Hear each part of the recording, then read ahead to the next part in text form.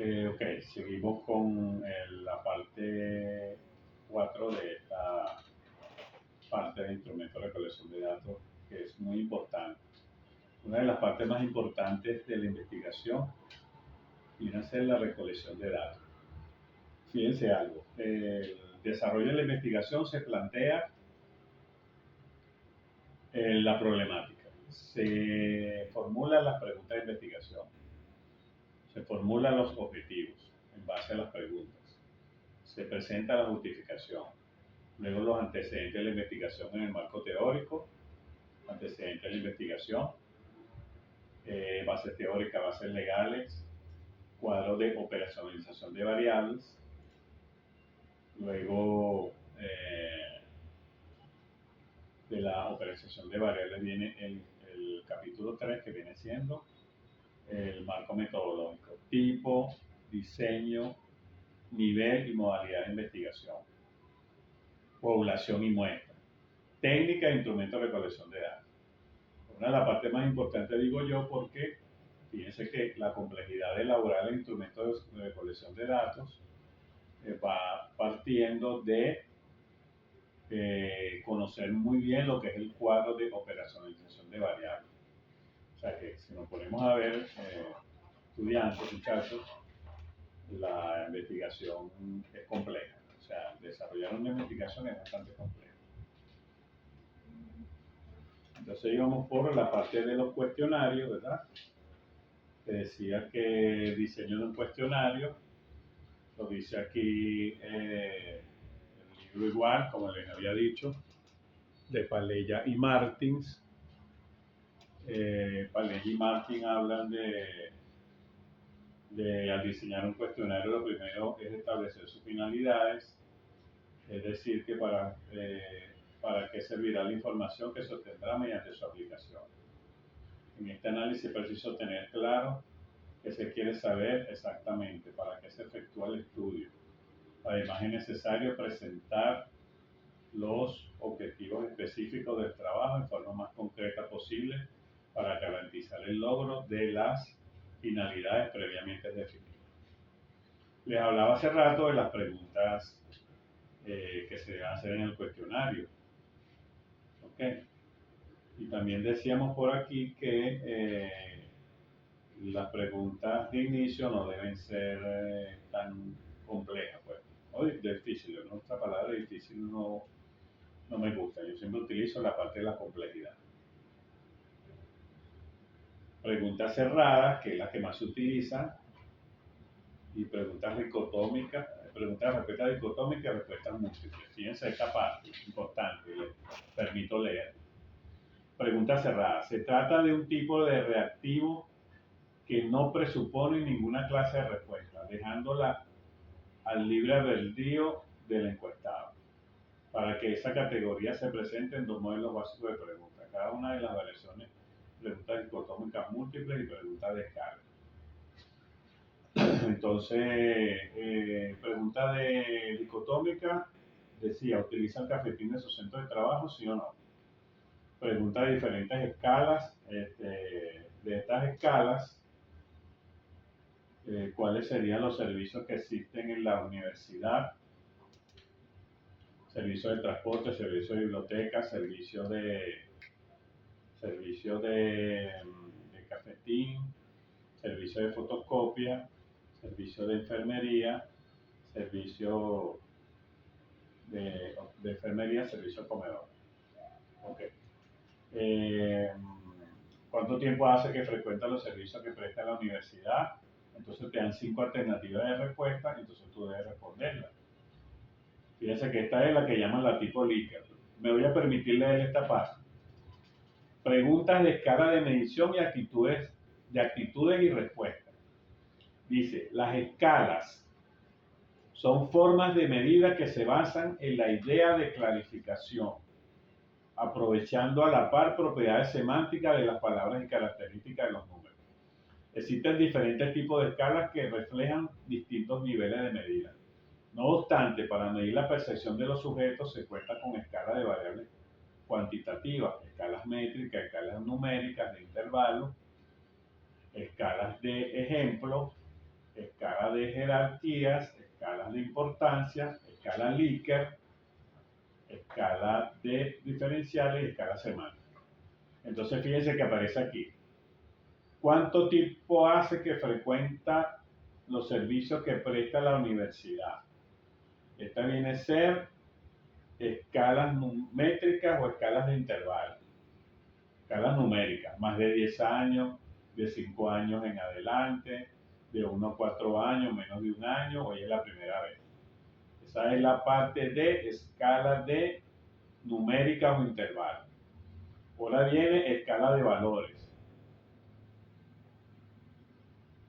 El servicio del comedor de la universidad es pésimo, malo, normal, bueno, excelente.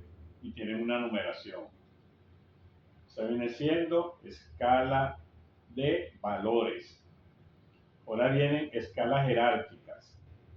Ordene la siguiente lista de bancos comerciales del 1 al 8, según el grado de utilización. Coloque 1 al que más utiliza y 8 al que menos utiliza. Entonces, Banco de Venezuela, Banco Mercantil, Banco Provincial, Banesco, Corbanca, que ya no existe. El 9 viene siendo escala de importancia. El servicio que prestan los comedores estudiantiles a la universidad es nada importante, poco importante, indiferente, importante, muy importante. Y le colocan una numeración. De esto debe tener sus instrucciones. Por ejemplo, te puede decir, coloque el número 5 en la más importante y el número 1 en la menos importante. Entonces ustedes van colocando allí. El número 10 viene a ser escala de diferenciales semánticos. Se presentan evaluaciones de cada posición. El encuestado expresará si está muy de acuerdo, en desacuerdo, muy en desacuerdo. Esa era la que yo les decía hace ratito que se me había ido de la mente, pero ya me recuerdo un poquito de esto. Entonces, por ejemplo, estas escalas son muy importantes utilizarlas. Yo preferiría que se utilizara esta escala tipo Likert que la de sí o no. Ok, la de sí o no. Porque esas escalas sí o no son muy cerradas.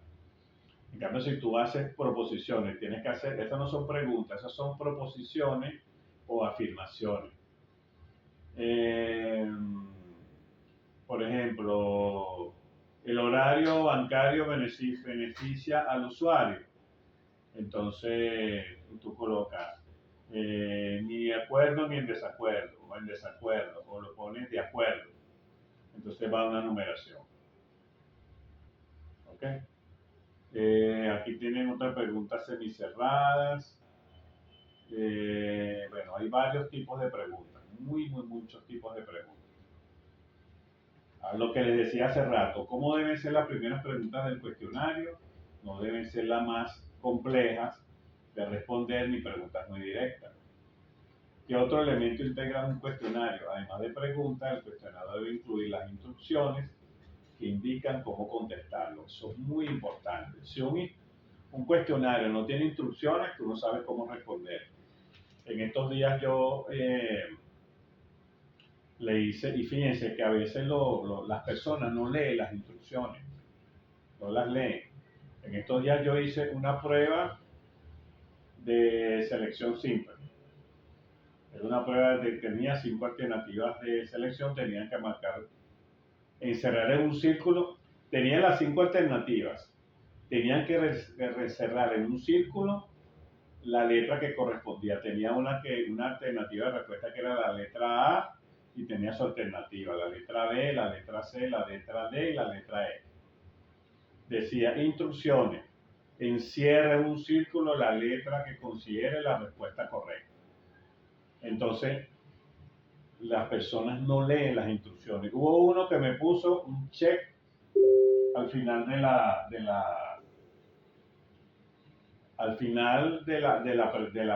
respuesta. Hubo uno que me la encerró así toda la respuesta.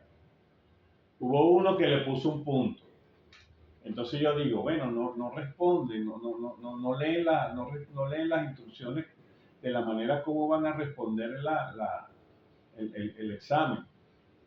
Entonces siempre hay que leer las instrucciones, porque si no leemos las instrucciones no sabemos cómo vamos a responder el cuestionario. Lo otro que es importante también es que hay que leer bien la pregunta. Y fíjense que hay, por ejemplo, en los exámenes, siempre hay preguntas que te la formulan de una manera. En las primeras 10 preguntas, vamos a suponer un examen que tenga 30 preguntas. En las primeras 10 preguntas te formulan una pregunta, por ejemplo, la número 7. Y después en la 22 te la ponen otra vez, pero te la ponen con otra reacción. Y te están haciendo la misma pregunta. Y te ponen la respuesta con otra reacción para ver si te equivocas. Entonces hay que leer bien la pregunta. Entonces el que está activo, el que está pendiente de eso, se da cuenta que dice, uy, esta pregunta se parece a la que le hicieron en las primeras preguntas.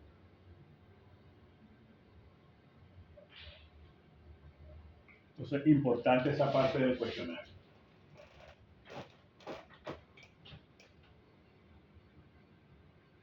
Allá voy.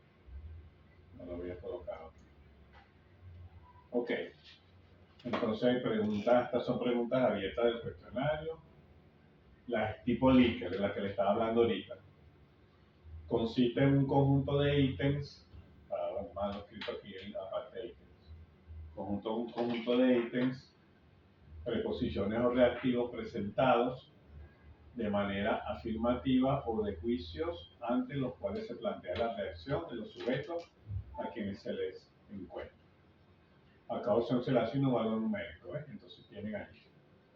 La lectura es relevante para la formación integral de cualquier individuo. Tienen 5 alternativas, 5 opciones de respuesta: totalmente de acuerdo, indeciso, en desacuerdo, totalmente de desacuerdo. Bien, entonces tienen también otro tipo de pregunta tipo Likert, de escala Likert. La educación de los ciudadanos es inútil para el desarrollo socioeconómico de un país.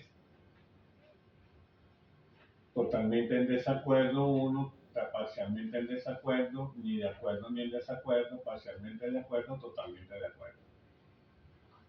Entonces la persona tiene que saber ahí. Y la escala Likert también tiene sus instrucciones. Se puede decir que si coloque seleccione el número a la respuesta que considere, a la proposición que considere correcta, que es correcta. Entonces, la educación de los ciudadanos es inútil para el desarrollo socioeconómico del país. Yo diría que totalmente en desacuerdo. Y se les agregaría la número 1. Entonces le pongo una X en la opción. Perfecto. Entonces, bueno, eso es importante también. Vamos a ver qué más nos dice Palegui Martín por aquí. La ficha, hablan del test, hablan de las pruebas tipo ensayo, que son preguntas, las pruebas objetivas. Esa fue la que yo hice ahora. Le estaba comentando que los muchachos no encerraron la letra en el círculo. Fíjense que pruebas objetivas. Las pruebas objetivas son construidas a partir de reactivos, preguntas cuya respuesta no deja lugar a dudas respecto a su corrección e incorrección. El tipo de prueba puede ser empleado con fines diagnósticos, formativos o resumidos. ¿Ves?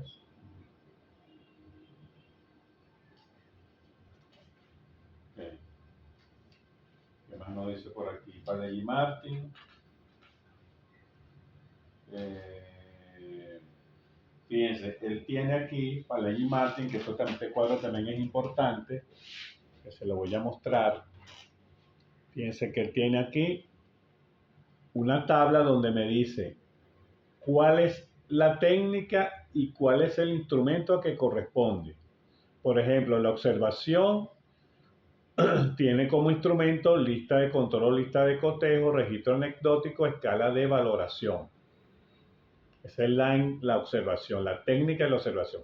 La técnica de la encuesta, guión de entrevista, perdón, la técnica de la entrevista, guión de entrevista, estructurada, no estructurada, semiestructurada, que ya lo habíamos hablado. La técnica de la encuesta, el cuestionario o el test. Hablan aquí de fichaje, fichas bibliográficas, textuales, de contenido y mixta. Casi no se usa. Y la prueba, pruebas de tipo ensayo y pruebas objetivas. Las pruebas de tipo ensayo son las pruebas abiertas y las pruebas objetivas son las pruebas donde el que va a responder va marcando con una X. ¿Okay? Y lo que les decía ahorita, tienen todas las respuestas que sí, la escala Likert, pues. Vamos a ver si él nos habla por aquí de la escala Likert. Sí, la escala tipo Likert. Les leo esto importante. Fíjense que ustedes se preguntarán, bueno, ¿qué será eso de escala tipo Likert? Fíjense lo que me dice Palella y Martins. Palella y Martins. Me dice, escala tipo Likert. Este método fue desarrollado por Renis Likert. O sea, tiene su nombre por el apellido del que lo formuló, pues, el que lo presentó. En los años 30, imagínense ustedes, los años 30 y todavía se utiliza. Sin embargo, es un enfoque vigente y popular. Consiste en un conjunto de ítems presentados de forma de afirmaciones o juicios ante los cuales se pide la reacción de los sujetos a quienes se le administra. ¿Ves? La escala Likert, que viene siendo totalmente de acuerdo, indeciso, en desacuerdo, totalmente en desacuerdo, que son los 5 puntos de la escala, que era lo que les decía ahorita que están aquí en la lámina. ¿Ves? Muy de acuerdo, ni de acuerdo, ni en desacuerdo, muy en desacuerdo. O muy de acuerdo, o sea, sí, esa misma. ¿Ves? ¿Cómo se construye una escala Likert? Se construye generando un elevado número de afirmaciones que califiquen el objeto de actitud. Se realiza una primera administración a un grupo. Bueno, esto viene siendo cuando se va a hacer la confiabilidad. Bueno, y así sucesivamente. Así sucesivamente. ¿Qué más nos dice la lámina? Escala o escalograma de Goodman. Aquí también lo tiene Palella y Martins. Escalogramas de Goodman. Fíjense, les leo, me permito leer. Esta variante se basa en el principio de que algunos ítems indican en mayor medida la fuerza o intensidad de la actitud. Este método permite medir actitudes, fue desarrollado por Lewis Goodman. La escala está constituida por afirmaciones, posee la misma característica presente en el caso de la escala Likert, pero el escalograma garantiza que la escala mida una dimensión única. Ejemplo, si quiere medir la actitud hacia la calidad de rendimiento académico de los estudiantes del área de matemáticas, la afirmación sería: la calidad debe vivirse en todas las actividades del trabajo académico del estudiante en el área de matemáticas. Vamos a ver qué nos dice aquí. Fíjense, la intensidad o actitud. La convivencia ciudadana debe fomentarse en el hogar, la comunidad, en la escuela, en el trabajo y en los sitios públicos. Entonces le colocan aquí, de acuerdo al desacuerdo. De acuerdo al desacuerdo. Entonces marca una, para que tú consideres. La convivencia ciudadana debe fomentarse en la comunidad, de acuerdo al desacuerdo y así sucesivamente. El ítem 1 es más intenso que el 2 y en ambos están referidos a la dimensión de convivencia ciudadana. O sea, va a depender de la intensidad. Escala de Goodman. ¿Qué más tenemos? Pero ahora viene con la entrevista no estructurada. Fíjense que hablan de que esa entrevista se trabaja con preguntas abiertas sin orden preestablecido.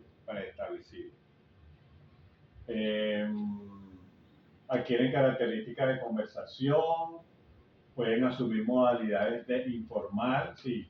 Cuando hablan de no estructurada, viene a ser la entrevista que yo le formulo preguntas al entrevistado sin yo tener un guión, sin tener algo preparado. Y mayormente se le hace ese tipo de preguntas a personas expertas en una temática. Por ejemplo, que yo quiero hacer preguntas que tengan que ver con la economía de un país. Entonces, bueno, le hago la entrevista a un economista y entonces le formulo preguntas sobre la economía, cómo se puede mejorar la situación económica en Venezuela o cómo puede mejorar la economía en Venezuela. Entonces me va a responder. En función de esa respuesta que me dé ese economista, yo le formulo otras preguntas, por eso es que no es estructurada.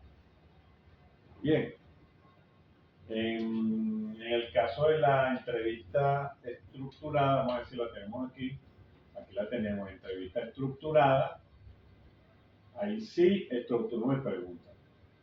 Por pauta, se lleva a cabo provocando respuesta a una lista de puntos de interés que deben guardar relación entre sí. Se debe evitar hacer preguntas directas y tratar de conservar la espontaneidad del diálogo. Si yo formulo mis preguntas, que me interesan que me respondan, y las voy formulando. Vamos a ver si Valeria y Martín nos hablan de esta entrevista estructurada por aquí. Vamos a ver qué nos dicen ellos. Entrevista estructurada, vamos a ver si nos dicen algo. Andan por aquí de verdadero y falso, pruebas tipo ensayo, test, fichas, cuestionarios, vamos a ver si entrevista por pautas. Ajá, guión de entrevista formalizada, que viene a ser la entrevista estructurada. El guión de entrevista formalizada o entrevista estructurada se basa en un listado fijo de preguntas cuyo orden y redacción permanece invariable. Lo que dice aquí en la lámina. Bien. Comúnmente se administra a un gran número de entrevistados para su posterior tratamiento estadístico. Entre las ventajas principales de este tipo de guión de entrevistas se menciona la rapidez, la posibilidad de ser administrado por personas con mediana preparación, todo lo cual redunda en un bajo costo. Si yo hago mis preguntas, formulo por ejemplo 5, 6, 7 preguntas, puedo entregarle de manera directa el instrumento para que él responda, o le puedo hacer las preguntas a través de una grabadora, le hago las preguntas y voy grabando sus respuestas, después las transcribo y así sucesivamente. Dice que durante la entrevista se pueden utilizar ayudas visuales, fotografías, esquemas, tarjetas o frases o palabras que contribuyen a mantener conocimientos completos y que en otros casos cumple la función de preservar la objetividad, evitando la forma como se pronuncia, se escribe, se introduce el rasgo objetivo. Si, por ejemplo, cuando se hacen este tipo de entrevistas, grabo al entrevistado y textualmente, tal cual como él me respondió, así lo voy a colocar lo voy a transcribir. Esta tarde me decía una profesora que le consultaba algo sobre las entrevistas y me decía que ella cuando hizo su tesis doctoral realizó preguntas que tenían que ver sobre la metacognición. La metacognición viene a ser las preguntas que yo hago al final de una clase. Si yo doy una clase, por ejemplo, de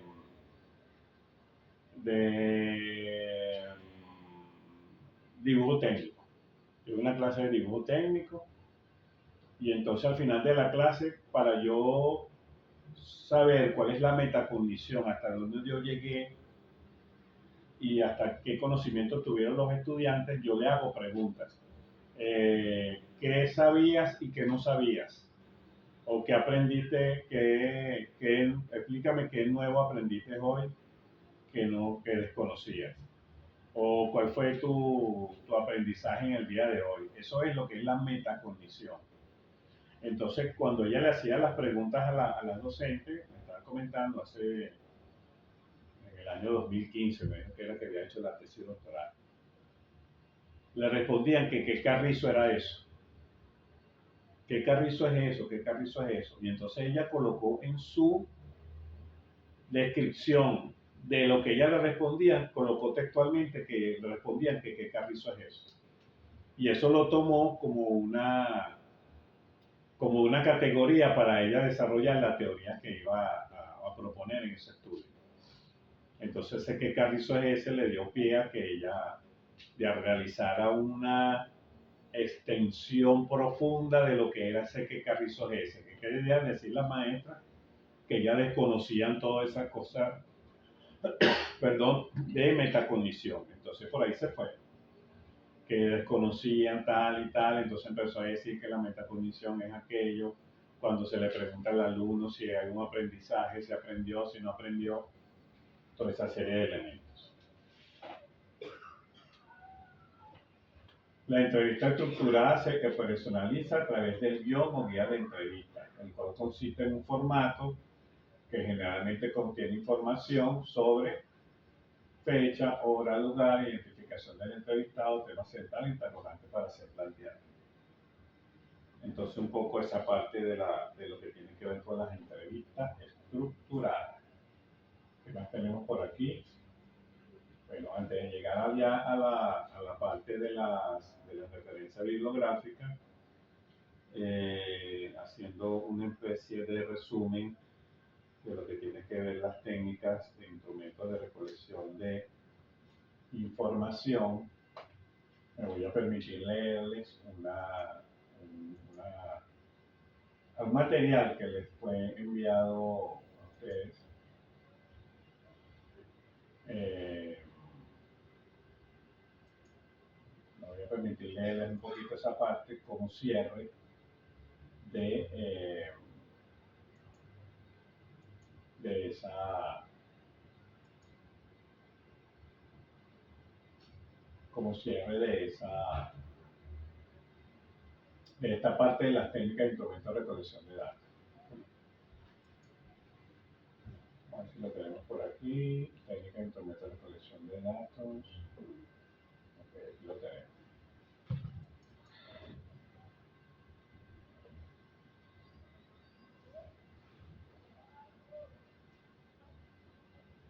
Este material lo envié al portal,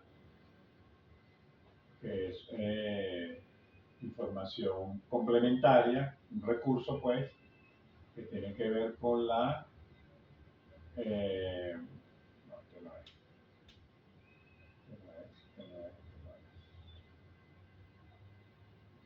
Técnica de instrumento de recolección de datos, aquí lo tenemos. Entonces fíjense que un poquito haciendo, ya para ir cerrando, la recolección de datos es una etapa esencial en cualquier proceso de investigación científica. Ya, permíteme leerles. Vamos a ponerlo por aquí, le quitamos esto, ocultar, ok. La recolección de datos es una etapa esencial en cualquier proceso de investigación científica, social o administrativa, ya que proporciona la base para analizar fenómenos, identificar patrones y formar decisiones fundamentales. En términos generales, consiste en recopilar la información de diversas fuentes utilizando técnicas e instrumentos diseñados para garantizar la validez, la confiabilidad y la pertinencia de los datos obtenidos. La diversidad de estas herramientas y métodos permite adaptarse a distintos contextos, ya sea para estudios cuantitativos, busca medir variables numéricas, investigaciones cualitativas, cuyo interés radica en explorar percepciones, experiencias y significados. Entonces esta parte es muy importante. Otra parte que hace referencia a este documento que también les fue enviado allá, dice que el éxito de la recolección de datos depende en gran medida de la planificación de rigor en que se apliquen las técnicas e instrumentos seleccionados. Por ejemplo, un cuestionario mal diseñado puede generar respuestas ambiguas o erróneas, mientras que una entrevista carente de estructura podría limitar la profundidad de los contenidos. Fíjense algo allí, importante. Cuando se elabora un instrumento de recolección de datos, partiendo del cuadro de operacionalización de variables, es muy importante que se haga la validez y la confiabilidad del instrumento. Ya les decían en videos anteriores que la validez se desarrolla, lo dice muy bien Palleggi y Martin, a través del juicio de expertos. Este juicio de expertos siempre se selecciona en números pares, 3, 5, 7, mayormente 3, 2 en el área de conocimiento de la temática y uno en metodología, y ellos revisan la redacción de los ítems,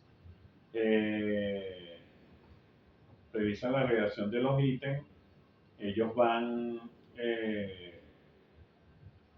revisan la pertinencia que tienen esas preguntas con los objetivos y la tendenciosidad, que yo les decía también en videos anteriores, que la tendenciosidad viene a ser aquello que cuando el investigador formula preguntas para que le respondan lo que él quiera que le responda. Entonces esa parte ellos la miden. Que si hay la ortografía, que si hay alguna pregunta que se repita dentro que ustedes sin darse cuenta la formularon en la pregunta 1, después la formularon en la 5 y son muy parecidas, o preguntas que no tienen nada que ver con lo que se está investigando, entonces el experto le dice, mira, esta pregunta elimínala y coloca esta, o agrega 2 preguntas más. Bien, entonces esa parte es muy importante. Otra información que dice el documento es que en el ámbito académico y profesional la recolección de datos no solo se limita a obtener información, sino también a procesarla, analizarla, contextualizarla del marco teórico de cada investigación. Algo importante también, fíjense lo que dice allí, contextualizarla dentro del marco teórico de la investigación. Cuando se hace el análisis e interpretación de los resultados, siempre se hace contraste de la respuesta que dieron los informantes o la muestra o los encuestados con la teoría que se plasmó en el marco teórico. ¿Okay? Se hace el contraste entre ellas para verificar que lo que están respondiendo ellos tiene que ver con el marco teórico plasmado en esa parte de la investigación. Esto es una combinación de habilidades técnicas como el uso de software especializado, competencia interpersonal, la comunicación efectiva entre los participantes. Bien, entonces esta parte es importantísima. Como ya lo habíamos visto, fíjense que aquí tenemos técnicas de recolección de datos, la observación, participativa, no participativa, tiene sus ventajas y limitaciones. También tenemos entrevistas, definición, lo que es la entrevista, que ya nosotros la vimos, estructuradas, semiestructuradas, no estructuradas, ya eso se lo expliqué en el desarrollo del video. Dice ventajas y limitaciones. Bueno, ventajas, profundiza la información subjetiva y emocional en cuanto a las entrevistas estructuradas, semiestructuradas y no estructuradas, y limitaciones. Después vienen cuestionarios y encuestas. Los cuestionarios son herramientas que se contienen preguntas estructuradas para recopilar datos de un grupo de personas. Tiene sus ventajas y desventajas, análisis de documentos, tiene los instrumentos, las guías de observación, grabadoras y cámaras. Se utilizan grabadoras y cámaras para recolectar información. Cuestionarios impresos o digitales. Cuando se aplican los cuestionarios impresos, se le entrega al encuestado el instrumento o también se mandan vía correo electrónico. También existe lo que llaman formularios de Google Form. Estos formularios de Google, se elaboran los formularios en Google y se les envían a través del correo electrónico a los encuestados. Ellos responden y de una vez ese formulario te va creando el gráfico, ¿okay? Te va quedando el gráfico respectivo. Diarios y bitácoras, ¿okay? Entonces fíjense que ya para cerrar, como conclusión, fíjense lo que presenta aquí. La recolección de datos no es solo un paso metodológico en el proceso investigativo, sino que constituye el eje central sobre el cual se construyen las bases del conocimiento y la toma de decisiones fundamentales, lo que yo les decía al principio. La técnica de recolección de datos es una de las partes más importantes de la investigación. ¿Okay? Más importante de la investigación.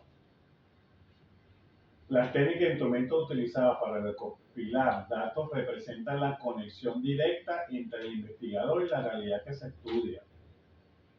Fíjate lo importante que es esto, permitiendo transformar fenómenos, comportamientos, experiencias en información comprensible, analizable y accionable. Okay, estas serían las conclusiones. Okay. Bueno, por aquí.